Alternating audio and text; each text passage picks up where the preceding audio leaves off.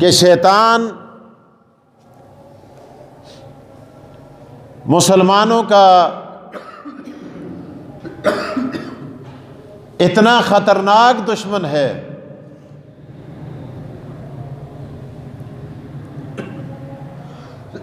کہ اس نے آدم علیہ السلام جیسی شخصیت کو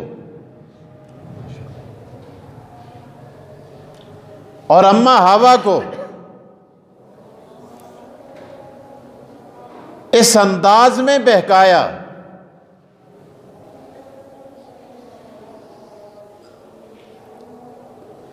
کہ ان کے کپڑے اتروا کر ان کو ننگا کر دیا۔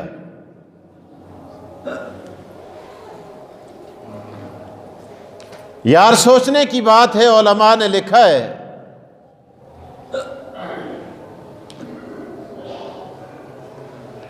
باپ کی وجہ سے بیٹا غیرت کھاتا ہے۔ کوئی اگر کسی کی ماں کو برے الفاظ کے ساتھ پکارتا ہے، حلالی بیٹا، غیرت مند بیٹا، کمزور ہونے کے باوجود بھی اپنی ماں کی اور باپ کی توہین کرنے والے کے ساتھ دوستی تو درکنار، وہ اس کو دیکھنا تک گوارا نہیں کرتا۔ لیکن یہ ایسا دشمن ہے کہ جس نے ہماری ماں کو بھی ننگا کیا اور ہمارے باپ کو بھی ننگا کیا۔ قرآن میں موجود ہے، اللہ پاک صاف ارشاد فرماتے ہیں کہ ان کے لباس اتروائے، فَطَفِقَا مِن وَرَقِ الْجَنَّةِ، جب انہوں نے اپنے آپ کو ننگا دیکھا تو جنت کے پتوں کو اپنے جسم پر لپیٹ کر اپنی شرمگاہوں کو ڈھانپنا شروع کر دیا۔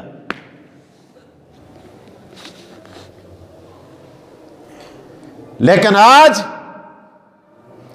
ہماری اس کے ساتھ یاری ہے۔ مسجد میں ہم کہتے ہیں بھائی میں شیطان کو ملعون کہتا ہوں، لیکن بعض ہمارے ناک بت اندیش یہاں تک کہہ دیتے ہیں اور یار شادی ہے، محفل ہے، ہلڑ بازی ہے، یہاں پینے پلانے کا ماحول چل رہا ہے،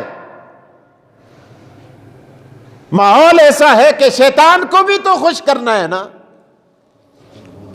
یہ بات کہتے ہی انسان کافر ہو جاتا ہے، دائرہ اسلام سے خارج ہو جاتا ہے، اس کی بیوی اس کے نکاح سے چلی جاتی ہے۔ کیسے مسلمان ہو؟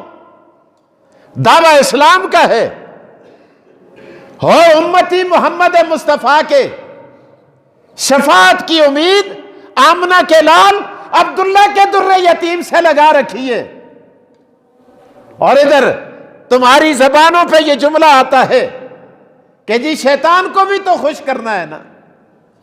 ماحول ایسا ہے، کیا تھوڑی دیر کے لیے کافر بن جاتے ہو؟ کسی کہنے والے نے کہا حج بھی کعبہ کا کیا، گنگا کا اشنان بھی، حج بھی کعبہ کا کیا، گنگا کا اشنان بھی، خوش رہے رب بھی راضی رہے شیطان بھی۔ کعبہ کا حج کرتا ہے اور کہتے ہیں لبیک اللہم لبیک لا شریک لک لبیک ان الحمد والنعمت لک والملک لا شریک لک، اور ادھر گنگا پہ جا کر ہندوؤں کے ساتھ اشنان بھی کرتا ہے، کعبے کا حج بھی کرتا ہے، مسجد میں آ کے سجدے بھی کرتا ہے، ہلڑ بازیاں بھی کرتا ہے، شیطان کو بھی خوش کرتا ہے، گانے بھی سنتا ہے، گانے کی محفلوں میں بھی جاتا ہے۔ اللہ پاک ارشاد فرماتے ہیں ادخلوا فی السلم کافہ، اللہ فرماتے ہو مسلمان اگر مسلمان بننا ہے تو پورے کا پورا اسلام کے اندر داخل ہو جا، ادخلوا فی السلم کافہ۔ آگے اللہ فرماتے ہیں وَلَا تَتَّبِعُوا خُطُوَاتِ الشَّيْطَانِ، اللہ فرماتے ہیں شیطان کی تابعداری نہ کر، شیطان کے قدموں پر اپنے آپ کو نہ چلا، شیطان کی پیروی نہ کر۔ یا اللہ کیوں نہ کروں؟ اللہ پاک ارشاد فرماتے ہیں اِنَّهُ لَكُمْ عَدُوٌّ مُّبِينٌ، شیطان تمہارا کھلا دشمن ہے، واضح طور پر تمہارا دشمن ہے۔ اب چاہیے تو یہ تھا کہ انسان قدم قدم پہ شیطان کی مخالفت کرتا، لیکن شیطان مختلف انداز میں بہکاتا ہے، یہ پرواہ نہیں کرتا۔ آقا دو جہاں محمد رسول اللہ صلی اللہ علیہ وسلم ارشاد فرماتے ہیں انسان کے ساتھ دو طاقتیں اللہ نے لگا رکھی ہیں، ایک شیطان ہوتا ہے، ایک فرشتہ ہوتا ہے۔ حدیث کے اندر جن کے الفاظ ہیں لیکن وہ جن شیطان ہوتا ہے۔ یہ صبح اذان ہوتی ہے نا، آنکھ کھلتی ہے، وہ فرشتہ جگاتا ہے، کہتا ہے اٹھ، مؤذن اپنی اذان میں کہہ رہا ہے الصلاۃ خیر من النوم، او سونے والے رات تیرے سونے کے لیے تھی، اب تیرے سونے سے نماز بہتر ہے۔ حی علی الصلاۃ، حی علی الفلاح، مسجد کو آ، نماز کو آ، کامیابی کی طرف آ، اور نیند کو چھوڑ، بستر کو چھوڑ۔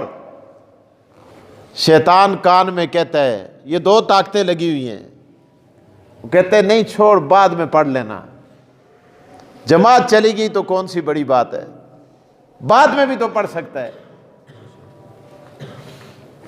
زور کی پڑھ لینا، عصر کی پڑھ لینا، مغرب کی پڑھ لینا۔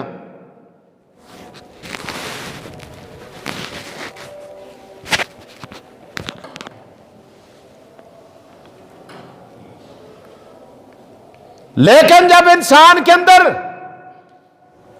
نیکی کا داعیہ پیدا ہوتا ہے، نیکی کا خیال آتا ہے، یہ خیال فرشتہ لاتا ہے، اور جو ہی آدمی نیکی سے مکر جاتا ہے یہ خیال شیطان لاتا ہے۔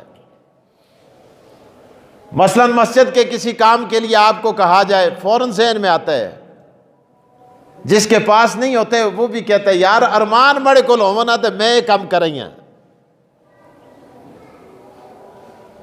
کیونکہ ارادے پر بھی اللہ پاک اس کے نام اعمال میں نیکی لکھ دیتے ہیں۔ لیکن بعض دفعہ شیطان کہتا ہے نہیں یار